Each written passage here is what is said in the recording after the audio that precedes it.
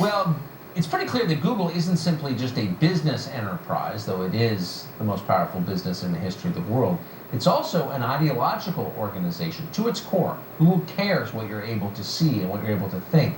And they exercise the same kind of control over their own employees. Kevin Cernekee would know that firsthand. He spent 3 years at Google working as an engineer.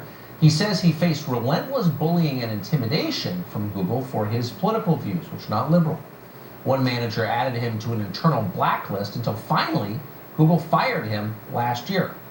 Kevin Cernekee joins us tonight. Kevin, thanks very much for coming on. So you believe that Google knew what your politics were, that you're a conservative, harassed you for those views, and then ultimately dismissed you on the basis of them. Yes, that's true.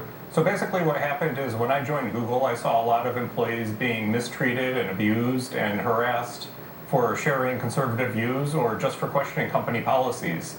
And I raised these issues through all the appropriate channels. I raised it through HR, went to VPs, eventually wound up filing a charge with the Labor Board. And Google knew about this. This opened a federal investigation from the Labor Board. I was working very closely with an investigator over there. What happened was Google decided they did not like this investigator, and they made a lot of false accusations against me, and they fired me. They said in writing that the reason they fired me was for participating in this labor investigation, and they're basically daring the government to do anything about it.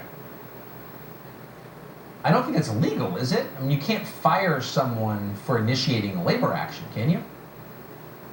I wouldn't think so. I have appealed the decision, and the Labor Board came back and basically said denied. They did not cite any case law. They didn't really have a reason for it.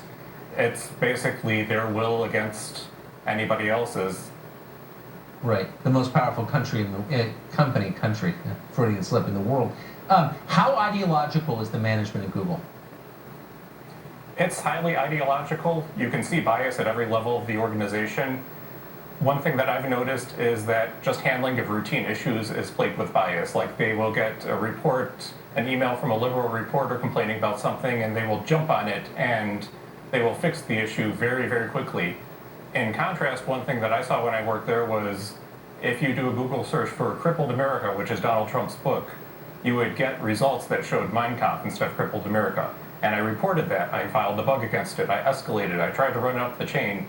They took 9 months to fix that bug. They just stalled at every opportunity. They assigned it to people who no longer worked there. They made every excuse in the book to avoid taking down something that made Donald Trump look bad. And I saw a number of other incidents just like that.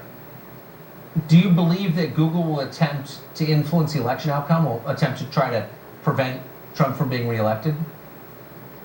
I do believe so. I think that's a major threat. They have openly stated that they think 2016 was a mistake. They thought Trump should have lost in 2016. They really want Trump to lose in 2020. That's their agenda. They have very biased people running at every level of the company, and they have quite a bit of control over the political process. So that's something we should really worry about. And yet Congress, including Republicans, are just sitting back and acting like it's not happening. It's disgusting.